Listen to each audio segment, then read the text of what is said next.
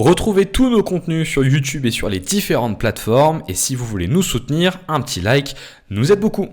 Click, click. This is your Kodak moment.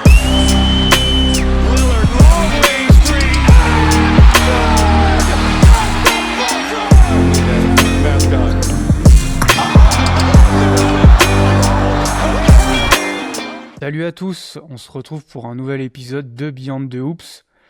Donc aujourd'hui j'enregistre avec Benjamin.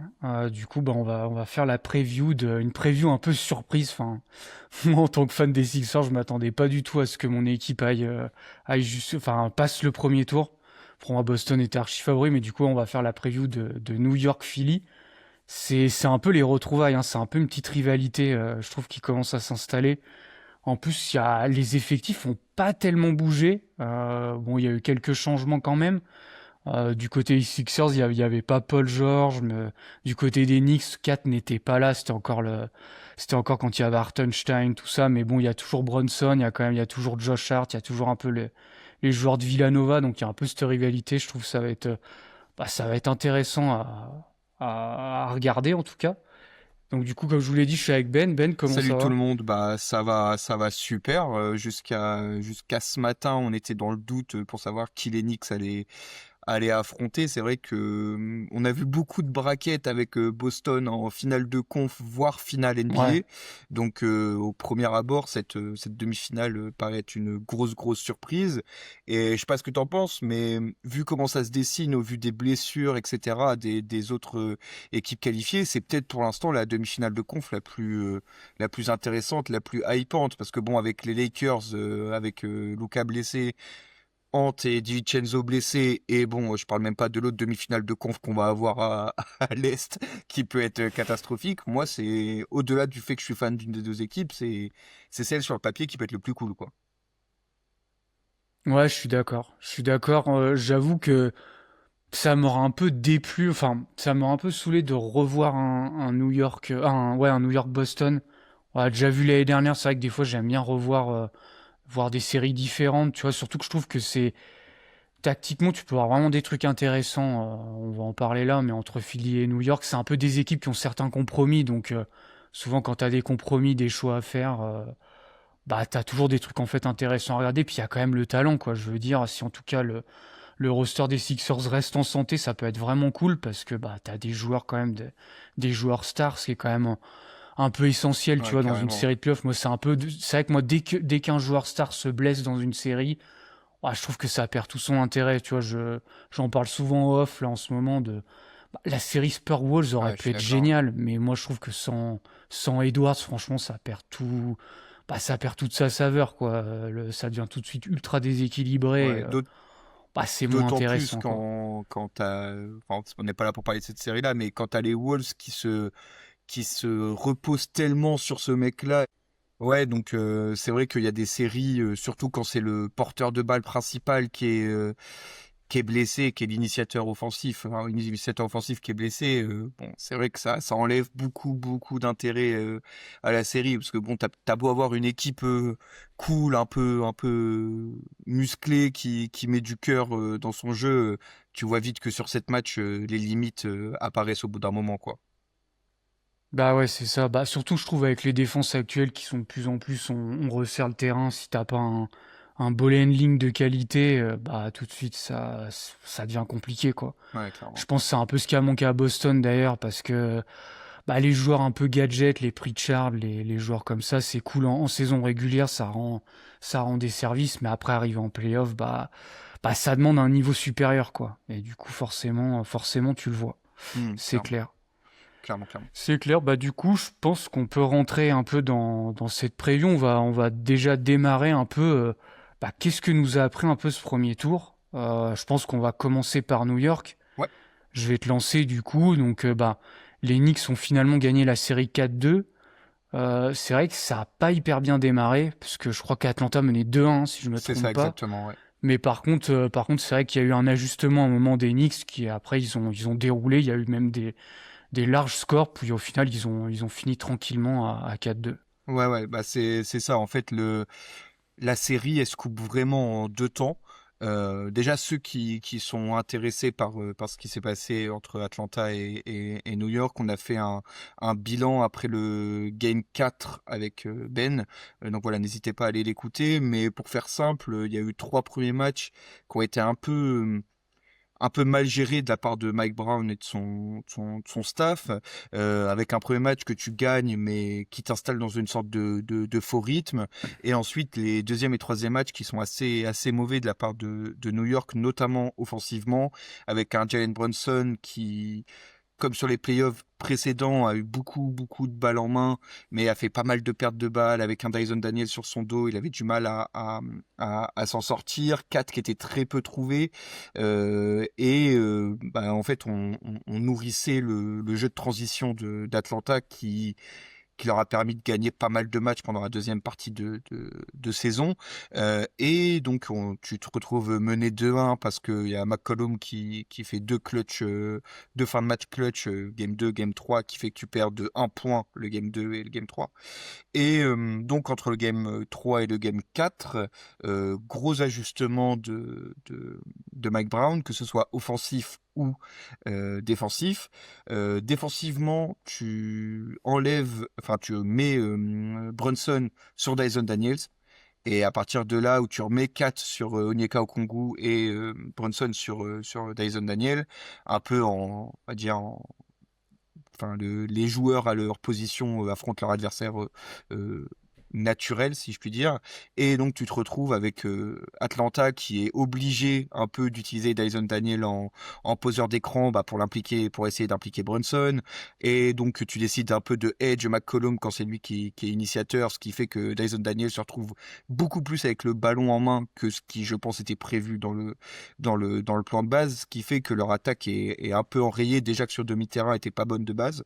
En plus de ça, tu arrives à gérer un peu mieux la transition, ce qui fait que t'annihiles complètement l'attaque d'Atlanta. Tu te retrouves avec des 0 sur 6 ou 0 sur 7 à 3 points de Kuminga ou des trucs comme ça.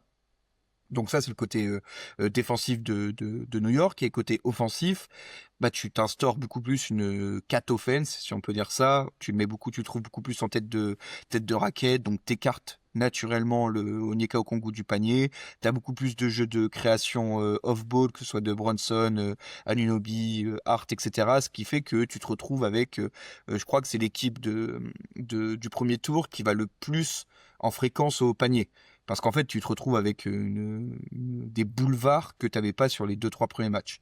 Et donc, ça mis bout à bout avec le fait que tu as quand même un effectif plus profond et plus talentueux, tu gagnes les 3 derniers matchs assez tranquillement, si je puis dire, avec ce fameux Game 6 où tu gagnes vraiment de 45 points. Donc, encore plus tranquillement que les 2 précédents qui étaient déjà assez tranquilles, quoi. Donc voilà un petit peu pour l'état des lieux des Knicks avant cette série de demi-de-conf. Ouais, c'est vrai qu'ils ont eu. En fait, ça a été un peu le tournant de la série, de recentrer un peu l'attaque sur Towns. C'est un peu comment dire, l'attaque signature de Mike Brown.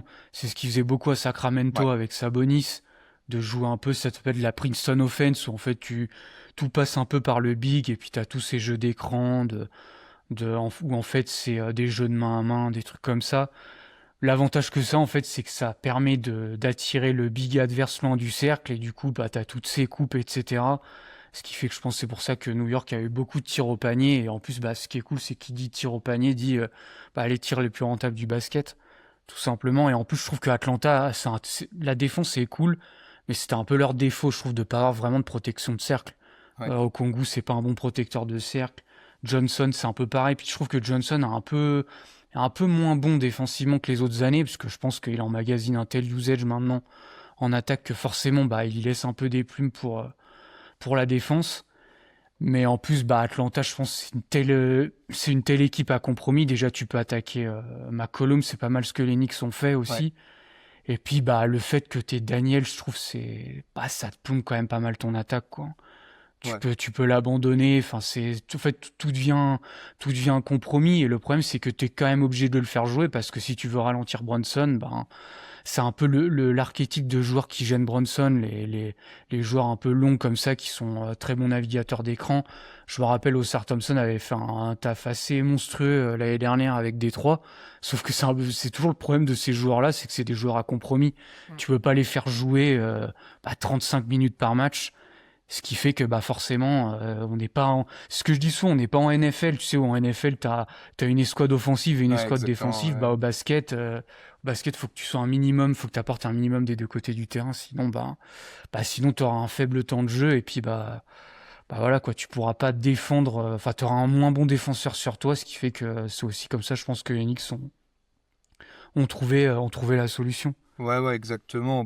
En fait, c'est ça la solution de facilité quand t'as un mec si négatif offensivement avec Daniel, c'est que t'essayes de tout orienter vers lui et comme au-delà de McCollum, ils ont pas réussi à installer l'attaque autour de Jalen Johnson. Après, c'était que des mecs de bout de chaîne, que ce soit Okongwu ou Nickel Alexander-Walker, qui sont de bons joueurs de bout de chaîne, qui peuvent aider des deux côtés du terrain. Mais une fois que McCollum s'est retrouvé pris à deux ou avec un edge, le ballon, il avait plus trop d'endroits où aller. Et comme tu as quand même des joueurs sur les ailes à New York qui peuvent gérer un 3 contre 4 assez correctement, quand tu as Bridges, Hart et Anunoby par exemple, ou McBride, où tu te retrouves avec une situation où tu t'es un peu englué dans une attaque et tu te retrouves avec des shoots un peu dégueux au bout de ta possession, quoi.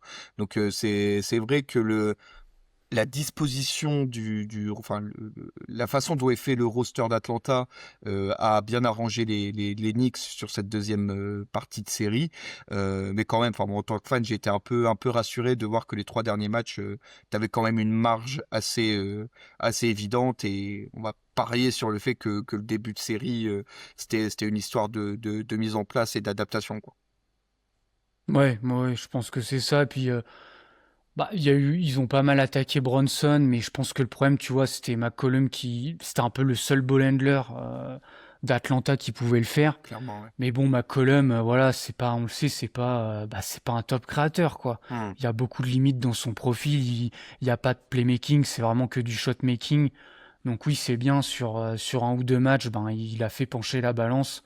Sauf qu'au bout d'un moment, tenir sur toute une série comme ça, faire la répétition de créer de bonne qualité pour un match de playoff, c'est trop juste. C'est un peu, je pense, le problème de cette équipe d'Atlanta. Ils ont plus en fait ce créateur primaire. Ils changent un peu d'air, ils ont tradé Trae Young, maintenant il va leur falloir, comme tu as dit, ils ont une profondeur qui est cool, ils ont des joueurs sympas, mais voilà, il leur manque ce créateur principal. C'était un effectif quand même qui était quand même vachement limité. Clairement. Mais du coup, je pense qu'on peut passer à Philly. Clairement, écoute, du coup, c'est la surprise. par où commencer. C'est vraiment, je trouve que c'est quand même une surprise parce que moi, j'avais fait une preview avec le Celtics blog. On avait tous dit 4-0 ou 4-1, tellement. Alors après, c'est vrai qu'il y a aussi ce côté où on savait pas si Embiid allait jouer. Moi, j'étais quand même parti du principe qu'il allait pas jouer parce que l'appendicite, normalement, ça met à peu près un mois et demi à revenir. Il s'était fait opérer. Enfin, en tout cas, en gros, le timing était à la fin de la série. Ouais. Il y avait quand même des petits espoirs. Game 3, Game 4, finalement, c'est ce qui s'est passé. Il est revenu au Game 4. Mais bon, en gros, le Game 1, on a vu l'écart entre les effectifs. En plus, Philadelphie avait une grosse maladresse à 3 points, ce qui fait qu'il y a eu un non-match sur le Game 1. Puis après, le Game 2, il a été pris, mais c'est un peu c'est un peu la surprise dans le sens où Philadelphie a une énorme adresse à 3 points et Boston, c'est un peu toujours le même pattern. Tu sais, quand ils perdent, c'est en fait, ils ont pas d'adresse à 3 points. C'est un peu ce qui s'est passé. Puis je pense qu'effectivement, là où Philly était peut-être pas un très bon match-up des fois pour Boston, c'est la vitesse un peu de Maxey et de Edgecombe, qui sont des guards qui vont vite, tout simplement. Et je trouve qu'ils ont un peu, en fait, ils ont un peu mis à mal la défense de Boston comme ça. C'est ce que je te disais en off, même les Derrick White, les joueurs comme ça qui normalement sont des bons défenseurs handball, des bons navigateurs d'écran. Mais en fait, Maxey et Edgecombe, des fois, sont tellement rapides qu'en fait, ils n'arrivaient même pas à tenir le pick and roll. Et puis c'est surtout qu'en fait la défense de drop a été énormément ciblée et au final, Mazzulla s'est pas vraiment ajusté. Il y a eu Ouais. du drop quasiment toute la série. Il y a eu un ajustement là au match 7. Mais vraiment à peut-être milieu du deuxième quart-temps, deuxième mi-temps à peu près, il y a eu cet ajustement, mais limite trop tard, tu Ouais, vois. en Donc, dernier recours, quoi. ouais, c'est ça. Et puis il faut le dire, le retour d'Embiid, je pense, a pas mal changé la série parce que Boston menait 3-1. Je pense que si Embiid revient pas, je pense que ça se finit en 4-1 ou 4-2. Parce que voilà, le post-up d'Embiid, les autres années, Boston arrivait à l'arrêter parce qu'ils avaient le duo Horford et Robert Williams, souvent. Ouais. Donc ça aide. Horford, qui est un bon défenseur de post-up, plus en deuxième lame, t'avais Robert Williams.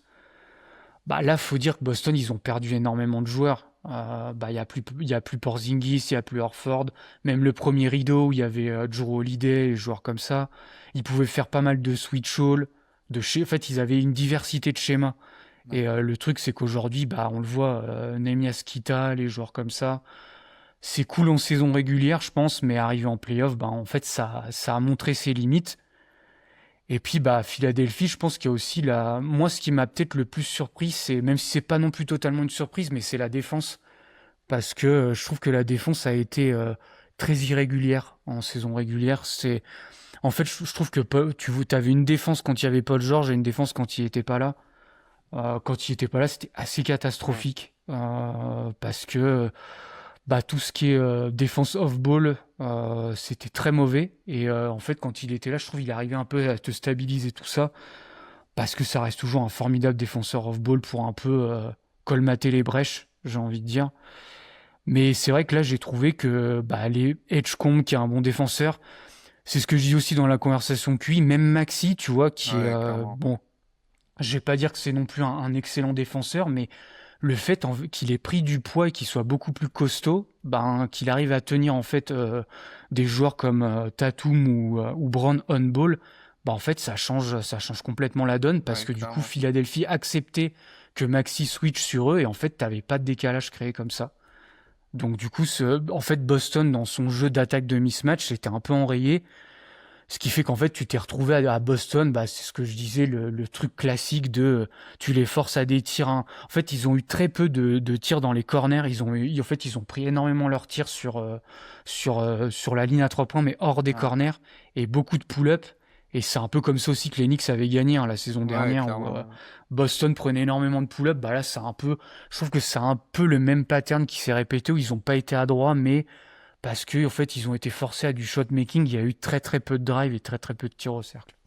Ouais, tu les forces à commencer à pousser leur caricature jusqu'au bout enfin, du schéma, quoi. Et comme on l'a vu, en fait, moi, déjà, de base, je mettais quelques réticences et quelques doutes sur cet effectif des Celtics qui avait réussi à aller un peu au-delà des espérances en régulière, parce que il me semblait quand même un peu court avec beaucoup de joueurs à compromis, les intérieurs qui ont bien fonctionné en régulière. J'avais quelques doutes, mais c'est vrai que je m'attendais pas à ce que, comme tu l'as dit, Philadelphie réussisse à matcher un peu cette problématique, enfin cette organisation offensive des Celtics avec, comme tu l'as dit, des joueurs qui sont plus ciblables, qui sont pas ciblables même quand t'as Embiid sur le terrain en tant que titulaire, t'as pas de maillon faible vraiment défensif sur le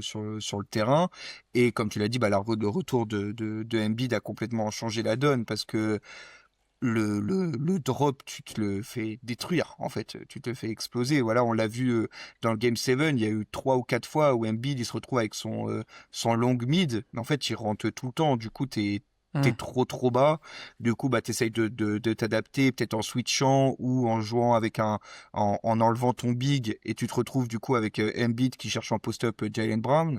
Bon, là, t'avais pas Tatum, parce que Tatum aurait pu être en tout cas sur le Game 7, aurait pu être un peu peut-être un counter pour ça, souvent quand il a quelqu'un de plus grand derrière. Mais là, Jaylen Brown, il y a eu des séquences où il pouvait faire ce qu'il voulait. Il y avait aucune chance pour lui de tenir face à Embiid, et tu te retrouvais avec une situation un peu insoluble.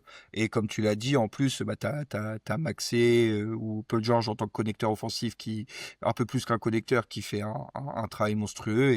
Et tu te retrouves avec une victoire en 7, tu sais pas trop qui vient d'où, mais qui fait plaisir malgré tout, quoi. Ouais, clairement. Ouais, bah c'était la surprise, mais à la fois c'est vrai que plus la série avançait, Ouais, avec le clairement. retour d'Embiid bah en fait, qui arrivait à créer du décalage sur demi-terrain, c'était un peu ce qui manquait aux Sixers et Boston de l'autre côté, ben c'est un peu pour ça aussi que t'as signé Paul George en fait. Là, pour Clairement, le ouais. coup, pour une série comme ça, il a été monstrueux vraiment défensivement ou dans la navigation d'écran pour matcher un peu bah, les ailiers de Boston. Tu vois, dans les confrontations précédentes où Philadelphie avait affronté Boston, je trouve qu'il y avait toujours un peu ce point faible de enfin, les Sixers n'arrivaient pas à gérer correctement Tatum et Brown parce qu'en fait, tu avais un premier rideau qui était souvent, bah, c'était des joueurs déjà beaucoup plus ciblables. À l'époque, il y avait James Harden qui pouvait se faire cibler, il y avait Maxey qui était beaucoup plus frêle on-ball, même D'Anthony Melton, je me rappelle, qui était dans l'effectif, qui est un bon défenseur, mais qui est petit, qui est frêle, ou qui pouvait aussi un peu se faire cibler sur post-up, ou tu vois, qui matchait pas un peu la taille et le physique de Tatum et Brand. Là, je trouve que, bah, en fait, là, alors, tu pouvais le matcher, quoi. Donc, tu voyais Ouais, vraiment que Boston avait du mal à créer du décalage. Et en plus, je pense que faut quand même aussi dire, je pense que Tatum qui revient de son tendon d'Achille, il a, le ouais, playmaking a vraiment progressé déjà l'année dernière, mais je trouve que ça, enfin, les lectures vraiment se deviennent excellentes sur pick and roll. Je crois que c'est le match 4 où il brille pas mal là-dessus, où il fait toutes les bonnes lectures sur pick and roll. Philadelphie d'ailleurs a été assez catastrophique sur ses rotations défensives. Par contre, je trouve que depuis son retour du tendon d'Achille, c'est un joueur qui va quasiment plus au panier. hmm, Jason Tatum, déjà, c'était un peu un défaut, je trouvais, dans son jeu, où c'est pas le joueur qui drive le plus, mais là, je trouve que tu le vois vraiment. ouais, Ce qui est un clairement. peu logique, il revient du tendon d'Achille, c'est déjà un miracle qui rejoue, hein. Ouais, Il a même, je trouve, il a quand même retrouvé un bon niveau. Bon, là, je pense que le fait de jouer des matchs de playoff beaucoup plus physiques, en fait, il s'est blessé, je crois, à l'autre mollet. Je me demande même si c'est pas une blessure un peu de compensation. Je pense que c'est peut-être pour ça qu'ils n'ont pas pris le risque de le faire jouer au Game 7 pour pas risquer une autre blessure. Mais ouais, je trouve que Boston, en fait, bah, ils allaient plus du tout au cercle, du ouais, coup, et ça a été un peu, c'était un peu le problème, quoi. Le ouais, problème, c'est clairement. quand tu vas plus au cercle, ils ont plus leur jeu de drive and kick où ils se créaient des catch and shoot facilement. C'était que des pull-up. Même si je pense qu'il y a des matchs, c'est vrai qu'il y a eu une maladresse et s'ils avaient été plus adroits, bah, ils l'auraient pris, je pense notamment au Game 2 où vraiment le fait qu'ils étaient très maladroits et les Sixers très adroits, bah, c'est sûr, ça a changé ce match-là. Ils auraient peut-être pu le prendre. Mais en tout cas, voilà. De toute Ouais, façon, les playoffs, des fois, ça se joue sur ça. Des fois, une série où t'es maladroit et puis bah ouais, ça ouais. fait basculer une série, quoi. Bah ouais, c'est surtout, enfin, pour Boston, ça fait un peu la deuxième de suite où tu te fais avoir à ce jeu-là, à force de pas vouloir drive, d'être un peu en difficulté sur tes pénétrations dans la raquette, tu reposes sur ton pull-up, et bon, contre les Knicks, ils se faisaient avoir dans le même match. Enfin, dans le même match, tu passais du Ouais, tout au tout. Là, contre les Sixers, c'était plus d'un match à l'autre, mais bon, c'est un peu et c'est comme ça aussi que, en partie, qu'ils ont gagné un titre parce que c'est pas mal rentré dedans pendant tout un run donc 2024. ouais. Enfin, c'est aussi le jeu de la variance, enfin variance du shoot, du fait de, enfin plus t'es loin, plus tu t'as de la chance, t'as une possibilité que ça tombe du bon côté ou du mauvais côté, quoi. C'est le jeu, ils savent, et ça fait 2 fois consécutif que ça tombe du mauvais côté pour eux, et tant mieux pour nos deux équipes, quoi, Ouais. Puis je pense qu'aussi, il faut dire, il y a une moins bonne qualité de d'effectifs, ouais. shoot. Tu vois, je veux dire, déjà, t'as plus enfin, Nemias Queta, où il faisait un peu ses zoom action, mais bon, c'est pas un shooter, c'est pas Kristaps Porzingis, où vraiment ils avaient les 5 qui shootaient. Ils ont peut-être un peu moins aussi de joueurs de pull-up. C'était un peu les joueurs Holiday, c'est des joueurs tous ils pouvaient pull-up. T'as Sam Hauser, c'est cool, mais c'est plus quand même de la sortie d'écran. Des joueurs comme Jordan Walsh qui ont eu beaucoup de minutes.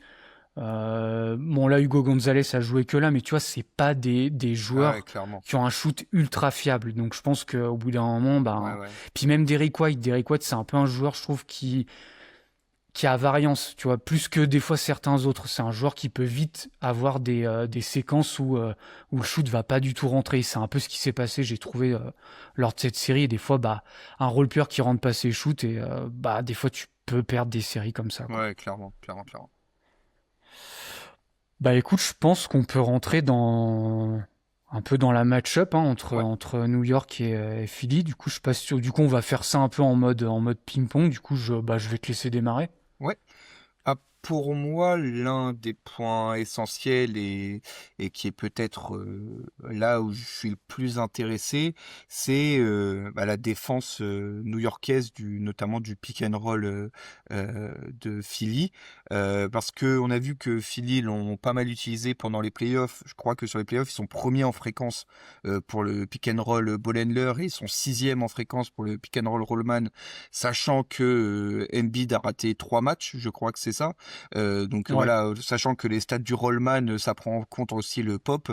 Tu peux aussi penser qu'il y en aurait encore eu plus de ce côté-là, sachant qu'il y a une plutôt très bonne réussite sur ces types de play, tout en sachant que l'axe 1-5 est loin d'être le point positif de New York en défense. C'est même un euphémisme complet de parler de ça. Donc, je suis vraiment intéressé de voir comment les Knicks vont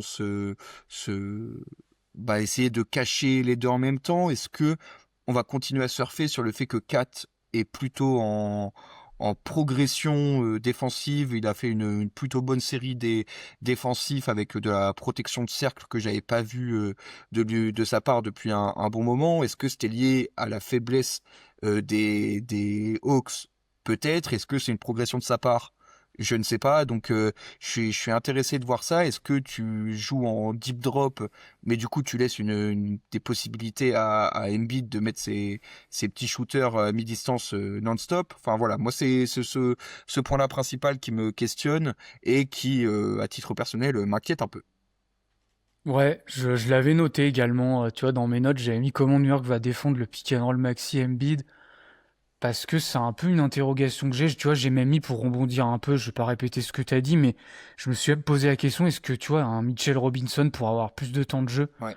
alors ce serait peut-être plus pour les post-up d'Embiid, parce que tu vois, moi je me souviens je sais plus, non, je crois que, je sais pas si c'était la dernière confrontation de saison régulière, mais il y a eu une confrontation de saison régulière où Embiid, je crois que c'est la première mi-temps, où fait un peu un massacre à la défense de New York, où c'est Kat qui le défend. Ouais. Mais par contre, c'est vrai qu'il y a un moment, Kat est en fall trouble, du coup, Mike Brown est un peu obligé de faire rentrer Robinson. Et quand Robinson est en jeu, je trouve que New York s'en est beaucoup mieux sorti pour les post-up parce que voilà, il lui a, je pense, une meilleure résistance. Embiid aussi était un peu, tu sais, dans son retour de blessure. Alors, je pense qu'il avait pas encore Ouais, ouais. le Le jus. coffre, ouais, ouais. Ouais, je pense qu'à un moment donné, il y avait aussi, je pense, le fait que Robinson soit là, plus Embiid qui avait un peu moins de jus. Mais en tout cas, je me demande est-ce qu'il aurait pas un plus gros temps de jeu parce que il tiendra mieux forcément défensivement. Après, le problème avec Robinson, c'est que forcément tu vas faire du drop.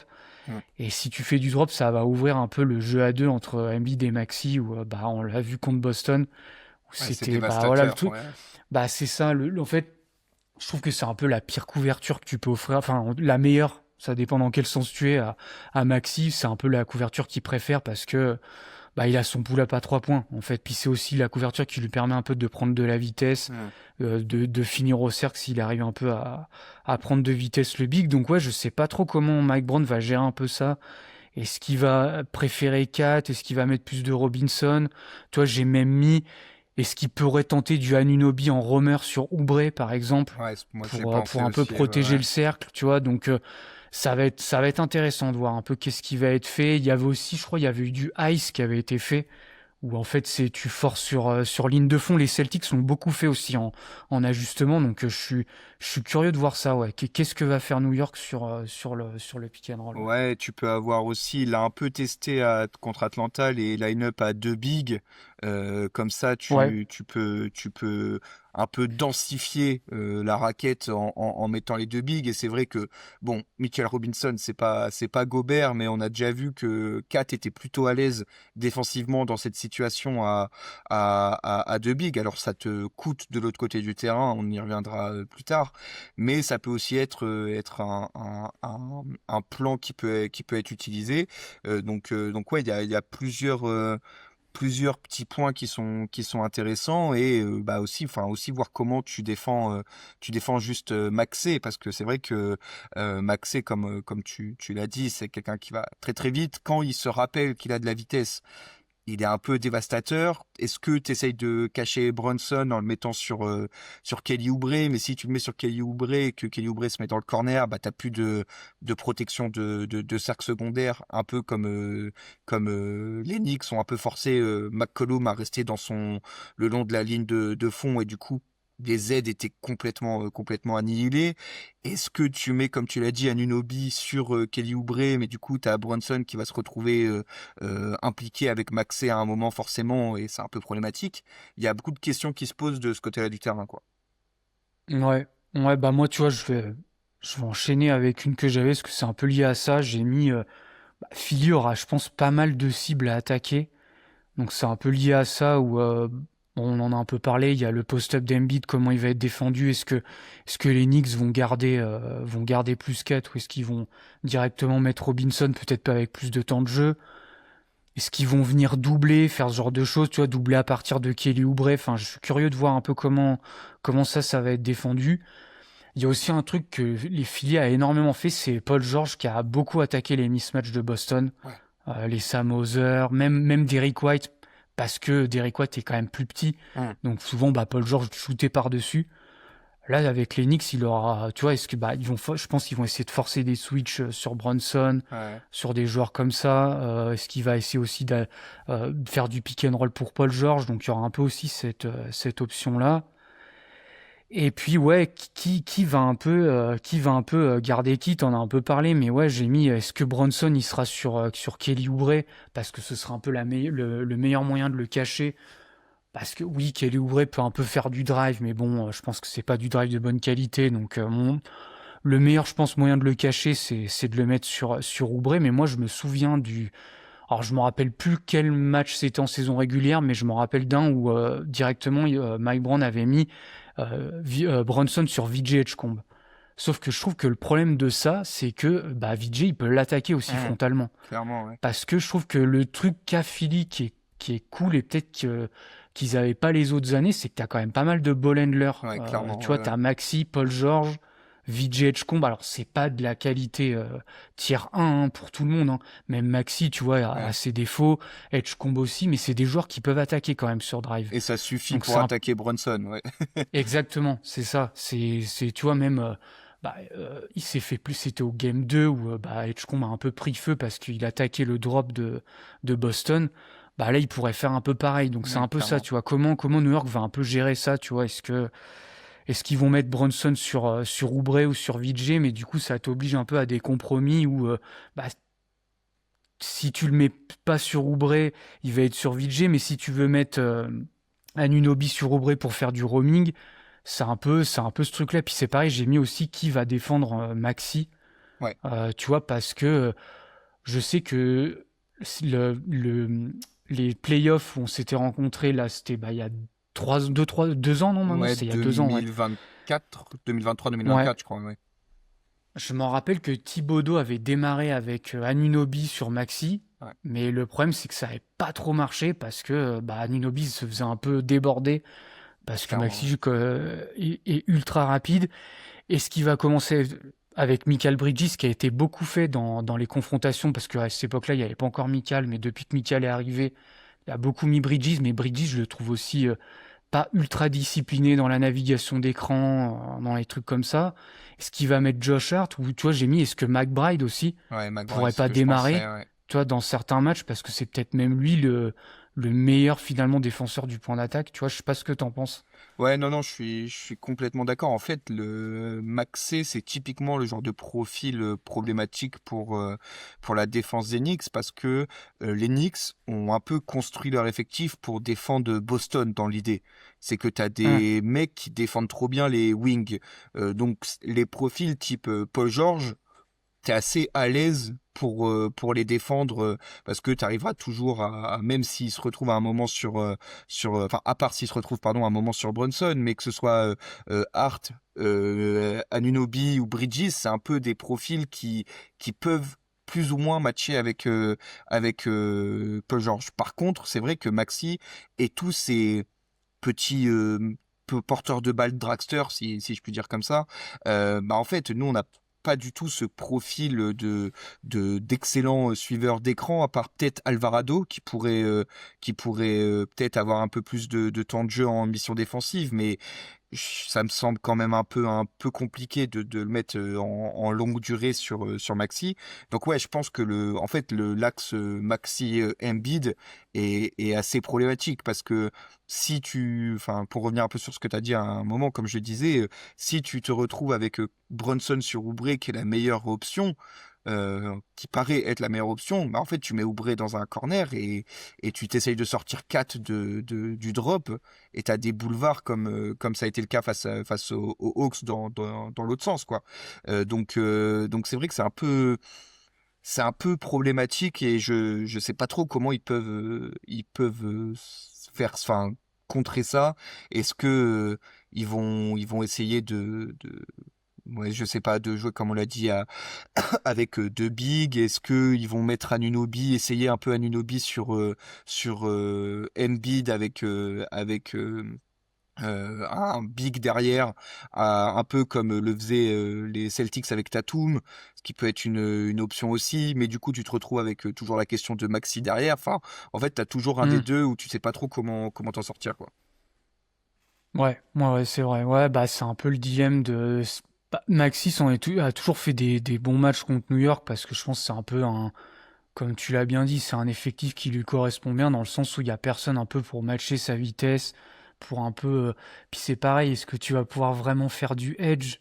Pas vraiment, tu vois, je trouve Ouais, pas que bah t'aies non, je vraiment pense les pas, ouais. profils défensifs pour le faire. À la rigueur, tu pourrais faire du switch, mais le problème c'est que si Embiid joue et que tu fais du switch, Ouais, bah oui. bah ça va vite être compliqué quoi. Par contre, si Embiid joue pas, je serais pas étonné qu'il y ait plus de Ouais, je switch suis parce que d'accord. pour moi c'est un peu la couverture où tu peux bloquer Maxi. Ouais, je suis d'accord. Tu vois ce que New York avait fait contre Boston l'année dernière, justement c'était du switch et on vient faire des stunts agressifs.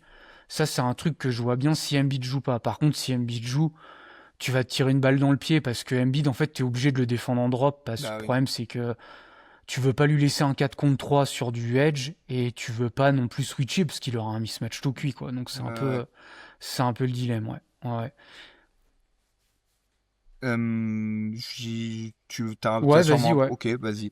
Bah alors moi c'est de l'autre côté du terrain et c'est là-dessus où je veux bien avoir ton avis enfin, précision. C'est la défense autour de Kat, parce que c'est vrai que je pense que New York va repartir sur cette idée de beaucoup utiliser Kat en tête de raquette pour essayer de recréer ces boulevards avec du jeu off-ball, pour profiter de la vitesse et de paniers assez simples.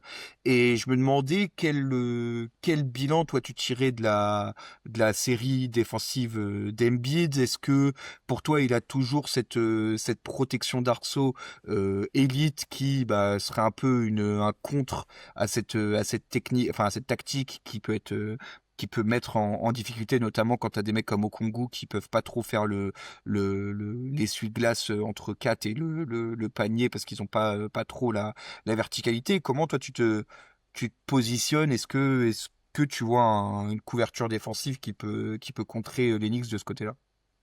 Bah, moi, je l'ai mis, c'était un point en plus que j'avais mis. Moi, j'avais mis le dilemme, enfin, j'avais mis le dilemme du 5-out pour New York et l'inversion des match-ups Ouais, pour Philadelphie. Parce que, en fait, moi, je me demande, est-ce que Philly va pas mettre Paul George sur Towns ouais, et mettre du coup Embiid sur Josh Hart ok. pour pouvoir justement le garder proche du cercle. Après, non, à ta question, il a pas le même rayonnement qu'avant, ça c'est certain. Il a plus la même verticalité, donc non, il aura pas le rayonnement défensif qu'il avait il y a 2-3 saisons.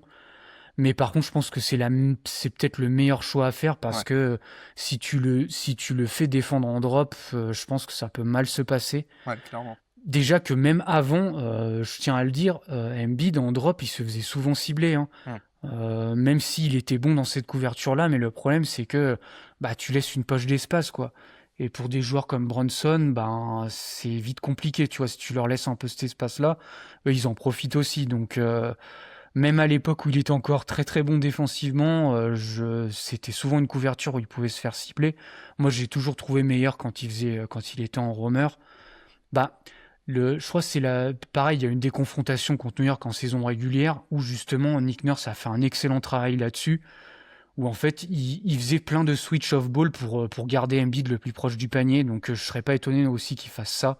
Même il y a même des fois il le mettait le switch off ball se retrouvait sur Anunoby et bah tant pis en fait même si Anunoby peut un peu te sanctionner à 3 points, bah on l'ignore quand même en fait.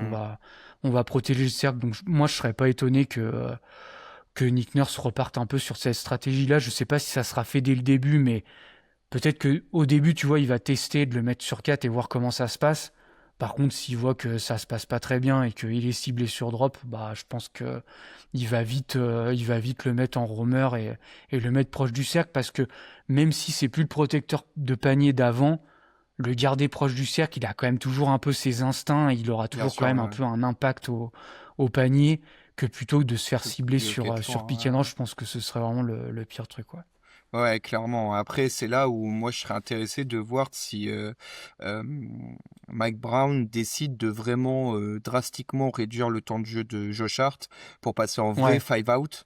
Parce que bah, le contre à ça, c'est tu sors Josh Hart, tu mets McBride par exemple.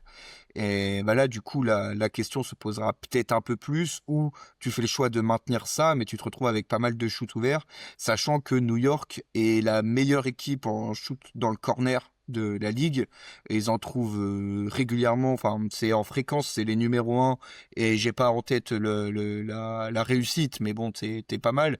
Donc, oui. donc Ce qui voilà, compte, c'est surtout la fréquence, voilà, ouais. c'est ça, t'es en fréquence, sachant qu'en plus, t'as plutôt des bons shooters en dehors de Josh Hart, donc tu peux rapidement te faire sanctionner, et on sait très bien que à partir du moment où t'as 1, 2, 3 shoots ouverts dans le corner qui rentrent, bah dans les têtes adverses, il y a forcément des questions qui se posent. Est-ce qu'il faut maintenir la même couverture? Est-ce que... Enfin, c'est un jeu de mental aussi, les shoots, et que ce soit en défense ou en attaque, quoi.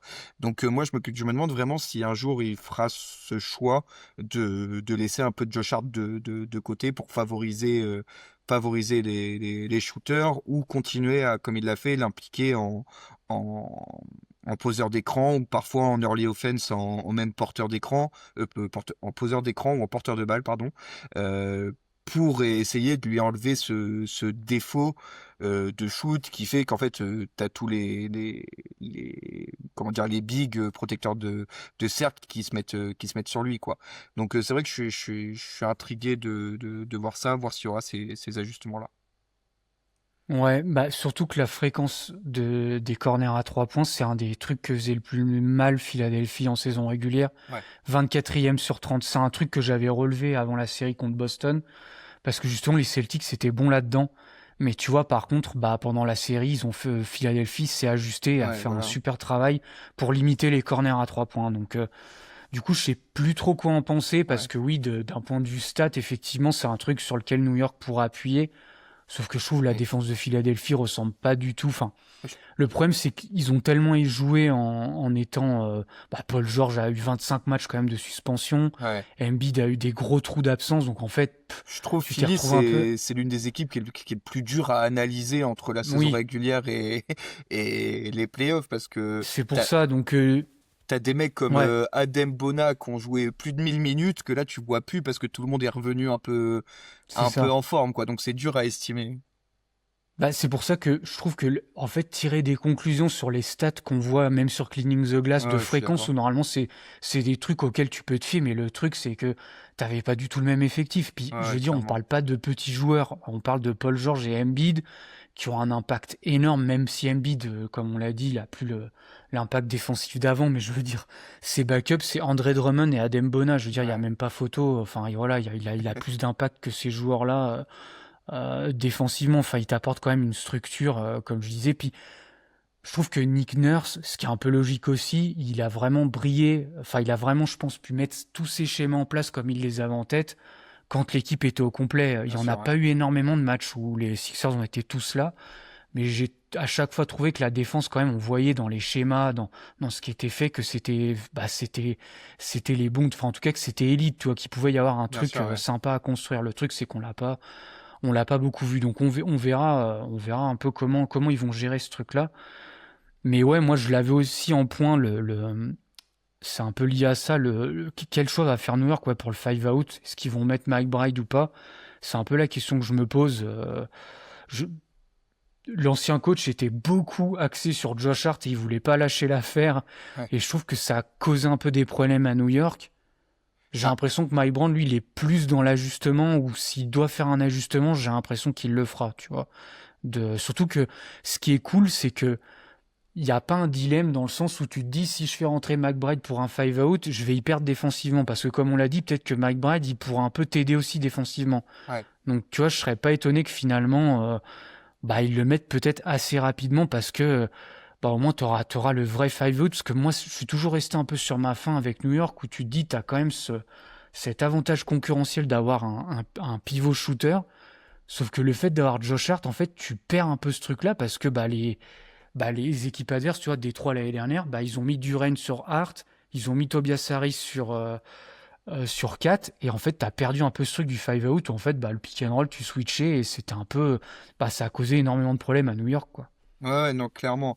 C'est vrai que pour l'instant, on n'a pas encore eu ce vrai choix de coaching de Mike Brown de se dire, bon, Josh Hart, on réduit considérablement ton temps de jeu et on passe en five out, sachant en plus que McBride a été une bonne partie de la saison blessé, donc ça réduit cette option parce que c'est vrai que tu pouvais le faire aussi avec un mec comme Shamet par exemple, mais McBride c'est le joueur le plus attitré vu qu'en plus il a tout le côté défensif et il peut un tout petit peu créer, enfin plus que Shamet quoi.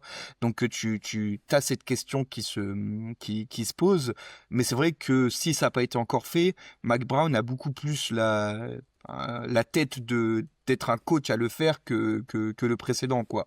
Donc à voir si à un moment tu Mm. te retrouves un peu dos au mur. Est-ce que tu vas vers ce côté-là? Moi, c'est vrai que ça m'interroge pas mal, quoi, parce que c'est comme tu l'as dit, c'est un peu la frustration que tu as avec le five out, comment dire, théorique, mais pas pratique de New York, quoi.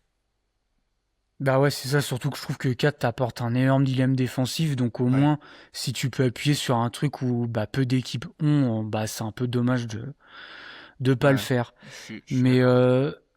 du coup, on peut aller sur mon point suivant. Moi, j'avais mis, je pense que c'est un des trucs qui me fait le plus peur côté Philadelphie, j'ai mis la bataille des possessions. Ouais, Je pense que ça va être quand même un thème assez important de cette match-up. Je me souviens, même toi, je pense que tu t'en souviens de la dernière confrontation, où c'était un élément clé, hein. Je pense ouais, que bien New sûr. York a pris énormément de matchs grâce à ça, parce qu'ils étaient élites sur le rebond offensif. Je pense qu'ils l'étaient même encore plus que maintenant. Oui, ouais, ouais. Mais Philadelphie est une mauvaise équipe au rebond défensif depuis déjà plusieurs saisons. Et c'est toujours le cas cette année. Et New York, ils sont bons là-dedans. Surtout, c'est pour ça que j'en parlais au tout début de Mitchell Robinson, quel rôle il aura.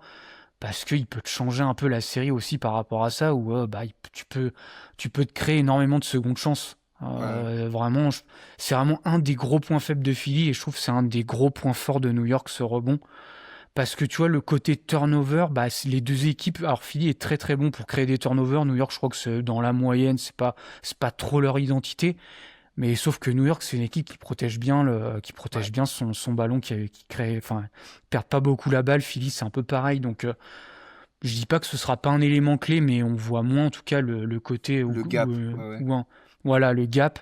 Alors que le rebond, je trouve, ça peut vraiment être un truc. Josh Hart aussi est excellent là. Donc, c'est peut-être aussi pour ça où il y aura peut-être des fois des dilemmes. Tu vois, on en parlait de McBride et Robinson. C'est des joueurs qui pourraient te faire perdre ton five out. Par Ouais. contre, c'est vrai que si tu les mets, tu peux marteler au rebond offensif, et c'est un truc où New York, je pense, a un vrai edge sur les Sixers. Ouais, c'est ça. Est-ce que tu pars sur la doublette McBride Cat pour jouer le five out à fond, ou est-ce que tu pars sur la doublette Hart Robinson où là tu martèles le jeu des possessions à fond quoi. T'as un peu les deux pendants d'une même pièce et en fonction de comment ça se passe, tu peux plus ou moins t'ajuster ou même avec comme on l'a déjà dit à un moment quand on parlait de la défense, mais les potentiels à deux bigs qui peuvent être joués. Enfin voilà, t'as plusieurs options. Et oui, et New York, depuis l'arrivée de Thibodeau à peu peu près. C'est vrai que le jeu des rebonds offensifs, ils ont été un peu précurseurs là-dessus avec tout ce qui était Hartenstein, Mitchell Robinson, Josh Hart, etc. Il y a des séries de playoffs. Tout le monde se rappelle de celle contre les Cavs il y a 3-4 ans, la première année de l'arrivée de Brunson, Ouais. où ça a été un traumatisme pour Jarrett Allen.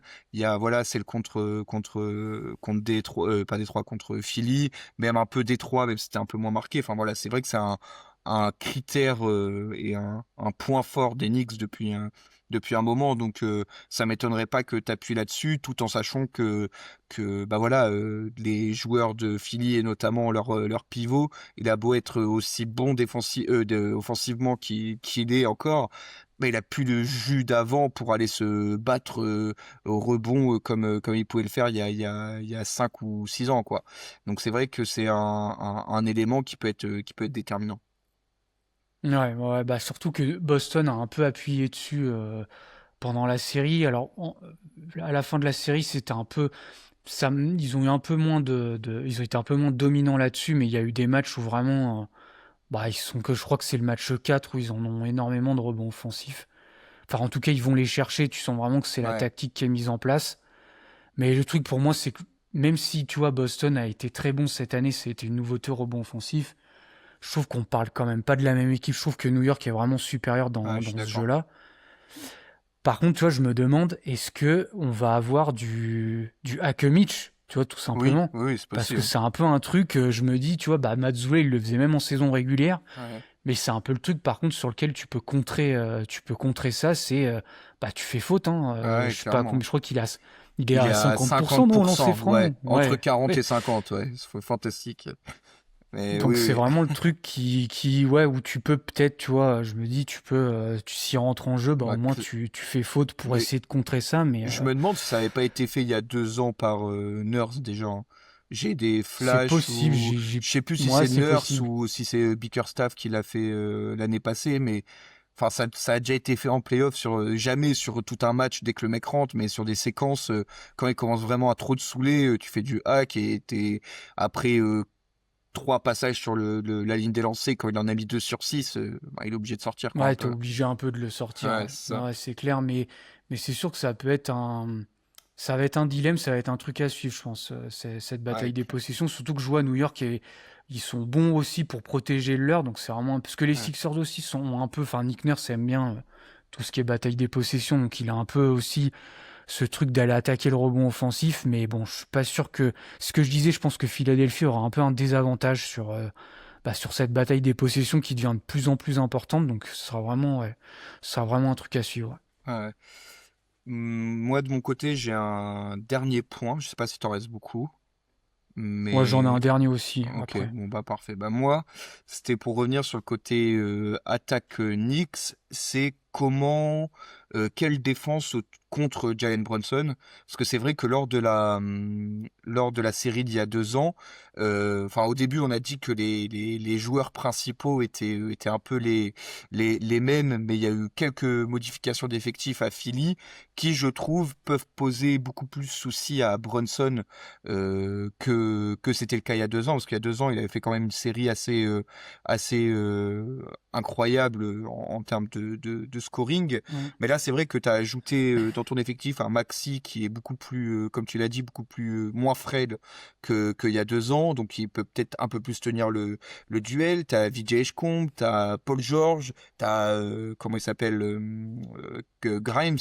Donc en fait, tu as un peu Oui, un effectif qui est beaucoup plus Brunson compatible en termes de défense que ouais, c'était le cas il y a 2 ans avec voilà là, il y a 2 ans il y avait juste Oubre, il y avait Maxi qui était 2 ans plus jeune et 2 ans moins costaud, il y avait un vieux Batum qui était ouais, en tout à survie. fait, ouais. Voilà, il y avait pas autant de marge de manœuvre défensive contre Brunson, donc je suis pressé de voir quel choix ils font pour pour le mettre dessus, parce que en fait, tu te retrouves avec un 5 de départ qui, le plus ciblable, est maxé et c'est loin d'être une cata, quoi. Donc c'est un peu plus compliqué à attaquer pour Brunson, je pense. Ouais, ouais, ouais. Bah, je me rappelle que Bronson avait fait 2 premiers matchs bon, pas pour dire mauvais, mais Oui. en fait, le game plan de Nick Nurse était très axé sur Brunson, c'est-à-dire le but c'était vraiment de limiter ses touches de balle. Il y avait beaucoup de presse tout terrain, on vient le top lock où en fait on se place devant lui pour éviter qu'il reçoive le ballon. Et c'est ces matchs-là où New York là, avait finalement gagné sur la bataille des possessions, mais vraiment Brunson a vu un usage bas et Ouais. le but c'était vraiment de le mettre hors rythme. Et puis on ignore Josh Hart, c'était beaucoup là-dessus. Après, Nick Nurse a un peu changé son approche. Mais oui, je suis d'accord avec toi. Tu vois, je me suis refait vite fait tout à l'heure un début de match de la série d'il y a 2 ans. Et c'est vrai que quand je regardais l'effectif, enfin les Sixers qui étaient sur le terrain, je me disais c'est vrai que ça n'a absolument rien à voir. Comme tu l'as dit, il y a un maxi plus frêle, c'était Batum qui défendait. En fait, il se relayait souvent entre Batum et Kelly Oubre. Mais bon, voilà, Batum qui fait de la presse, qui défend on-ball, c'est ultra énergivore, même s'il est bon là-dedans, au bout d'un moment, c'était quand même compliqué pour lui. Il n'y avait pas Paul George, c'était Tobias Harris. Enfin voilà, il y Ouais. avait beaucoup moins d'options. Et puis sur le banc, t'avais pas grand monde pour relayer. C'est vrai que maintenant, t'as Edgecombe qui est bon défensivement, d'ailleurs, qui a souvent été assez bon sur les confrontations de saison régulière sur Brunson. Bon, t'as toujours l'option de Kelly Oubre, mais moi qui me plaît pas trop parce que pour moi, c'est typiquement le genre de défenseur où Brunson peut vraiment lui faire du mal parce Ouais. que Kelly Oubre fait énormément de fautes, Mm. saute sur les feintes, etc. Donc, face à Brunson, je trouve que tu te tires un peu une balle dans le pied. Le seul truc qui peut être cool avec lui, c'est qu'il est grand et long, il peut un peu le gêner là-dessus, mais pour moi, il est beaucoup trop indiscipliné pour affecter Brunson. Il peut peut-être y avoir un peu de Paul George. Enfin, je pense que peut-être que Nick Nurse va un peu Ouais, bah mixer ses couvertures. c'est Je ça. pense qu'il va... Ouais. Ouais, juste, Et je pense excuse-moi, que... ouais, ce que je voulais dire, en fait, moi, la grosse différence que je vois, c'est que t'as pas de mec ciblable, contrairement à il Ouais, y a deux c'est ans, ça, parce ouais. que là, tu vois, j'ai sous les yeux le Game 6 d'il y a 2 ans, donc t'as Maxi, Oubre et Embiid, ok, et après, les deux dans le 5 de départ, c'était Lowry, qui est bon, mais qui était très vieillissant, Et et c'est vrai t'as, qu'il y avait Laurie aussi qui et jouait. Ouais. t'as Tobias Harris, et sur le banc, t'as genre 10 minutes de Buddy Hield, tu vois. C'est des mecs que t'as plus du tout aujourd'hui, enfin, sur lesquels le Brunson pouvait se régaler il y a 2 ans et pas beaucoup moins aujourd'hui, quoi. Mais oui, non, mais t'avais un effectif qui était beaucoup plus bancal défensivement. Comme t'as dit, il y avait plus de, même Tobias Harris, tu vois, que moi j'ai jamais trouvé qu'il est un excellent défenseur, il peut rendre des services, mais je crois qu'il l'avait mis aussi, enfin, de toute façon, il s'était relayé sur Brunson, je trouve qu'il y en a aucun qui avait réussi vraiment Ouais, à lui proposer une résistance, puis ça manque c'est pas des défenseurs très disciplinés, très bons, alors que là, même si, alors Edgecombe a des fois des défauts encore de navigation d'écran, mais je trouve que par rapport au nom qu'on a cité, c'est largement supérieur. Paul George, moi, que je trouve qu'il est vraiment un excellent défenseur. Alors, c'est pas le joueur que tu vas demander de défendre on-ball tout le temps, sinon tu perdras un peu sa valeur, puis je pense que tu peux pas lui demander de faire ça, parce que c'est pas non plus sa qualité principale. Mais comme tu as dit, je pense que les Sixers vont être beaucoup plus enclins à switcher, même Maxi si on fait un écran et que c'est Maxi qui est ciblé, ils vont accepter plus facilement le bien switch sûr, ouais. qu'il y a 2 ans. Donc ouais, ça va être un peu à surveiller parce que si Embiid est en drop, le premier rideau, comme on l'a dit, ça va être ultra important. Donc Ouais, clairement. j'ai hâte de voir je pense que ça va être Edgecombe la match-up principale, mais un peu comment un peu ces joueurs-là vont s'en sortir dans la navigation d'écran. Clairement. Ouais, moi du coup j'avais un dernier point qui va être assez rapide, mais je pense qu'il sera un peu clé. J'ai mis les profondeurs d'effectifs Ouais, c'était le euh, parce dernier point que que j'avais aussi, ouais. les Sixers ont pas une profondeur qui est terrible. Mis à part, on n'en a pas parlé, mais c'est vrai que Quentin Grimes est quand même un joker, enfin un joueur ultra intéressant. Ouais. Moi, je trouve qu'il joue pas assez, hein, je vais le dire clairement. Moi, je préférais qu'il ait plus de temps de jeu, par exemple, que Kelly Oubre, parce que je trouve il t'apporte tellement de choses. Je veux dire, même défensivement, c'est un excellent défenseur. Je trouve que dans tout ce qui est connecting, shoot à 3 points. Enfin, c'est un peu, je trouve, le joueur un peu de complément que tu rêves d'avoir. Il y a même la fin de saison dernière où il avait un peu les clés du camion et il s'en sortait pas si mal en un peu créateur principal. Mm. Donc, je trouve que c'est vraiment un joueur enfin, d'avoir un joueur comme ça qui sort ton banc, c'est cool, mais par contre, mis à part lui, c'est vite Ouais. compliqué, quoi. Hein. Il y a André Drummond qui, je pense, vu que apparemment Nick Nurse a fait ce choix-là, je suis pas sûr qu'il change. Donc, je pense que André Drummond aura les minutes en backup de Embiid. Puis après, il y a plus vraiment de joueurs, tu vois. Enfin, alors moi, il y a clairement. Dominique Barlow que j'aime bien, mais bon, il a pas trop eu de temps de jeu. Bon, bah, McCain n'est plus là, tu vois. Bona, je suis pas sûr qu'il est. Bon, il y a Justin Edwards qui peut être intéressant pour apporter un peu de spacing, mais ouais, je trouve que côté Sixers, tu auras une rotation à 7, un truc comme ça. Et en plus, bah, de toute façon, Nick Nurse, c'est un peu comme Thibodeau, hein, Ouais. on le dit. Thibodeau, il se fait souvent lyncher sur ça. Nick Nurse, on n'entend pas beaucoup, mais c'est un peu les mêmes, hein, là-dessus, hein. C'est un peu, je Ouais. vais tirer beaucoup sur mes titulaires et les joueurs de banc, bah, il va pas trop aller dessus, quoi, tu vois. Ouais, bien sûr. Ouais, non, je suis tout à fait d'accord. C'est vrai que bah, on l'a pas mal évoqué pendant cette preview, mais on a parlé de mecs comme McBride, comme Alvarado, comme Mitchell Robinson, comme on l'a pas évoqué, mais je trouve qu'il c'est large. Enfin, plus la saison avançait, plus il était meilleur défensivement et plus c'était viable de le mettre sur le terrain. Mais t'as Clarkson qui peut te dépanner une ou deux quelques séquences par-ci par-là. En fait, tu as un effectif un peu plus profond à New York et ça me permet d'enchaîner sur mon dernier point qui revient, enfin qui se regroupe avec le tien, c'est tout ce qui est bah, blessure et santé, quoi. C'est bête à dire, mais je pense qu'il faut quand même le dire, c'est que voilà, là, le match 7, Embiid, il a joué 39 minutes. Je suis Mm. pas sûr qu'il puisse tenir ce rythme-là sur une série de 7 matchs. Enfin, je pense que si vous écoutez ce podcast, vous avez vu les images où il a l'air d'être en souffrance, que ce soit au niveau de son ventre, au niveau de son genou. Enfin, ça a l'air d'être un vrai parcours du combattant pour lui. Est-ce qu'il a le jus complet pour tenir une série en 5, 6, 7 de plus? C'est une question qui se pose parce qu'à partir du moment où Embiid il passe de 39 à 30 ou 32 minutes, bah, c'est plus le même match. C'est-à-dire que tu as Drummond Mm. sur le match, sur le terrain, 18-20 minutes. Et c'est pas tout à fait pareil, quoi. Donc c'est vrai que chez QBasket, on n'aime pas trop parler de ces choses-là. On aime bien parler de terrain comme on l'a fait pendant une heure. Mais c'est vrai que quand on parle d'Embiid, on est un peu obligé d'en parler un petit peu parce que c'est un élément ultra important de son jeu, de sa vie de joueur, quoi. Oui, non, mais ça, de toute façon, c'est un peu le truc que je répète souvent avec Embiid. Le problème, ça va être bah, à quel point ça va tenir tout ça, quoi. Si la Ouais, bien santé est sûr. là et qu'il tient, bon, bah, c'est cool, et, ouais, il aura un impact. Non, je suis d'accord avec toi, il tiendra pas 39 minutes par Bah match ouais, s'il c'est y a genre ça. 6 ou 7 matchs. Non, j'espère que quand même Nick Nurse va limiter un peu son temps de jeu. Alors, comme dit, tu pourras pas non plus faire jouer que 20 minutes, mais peut-être pas 39 non plus, tu Ouais, vois. c'est Si tu ça. peux un peu le limiter en début de série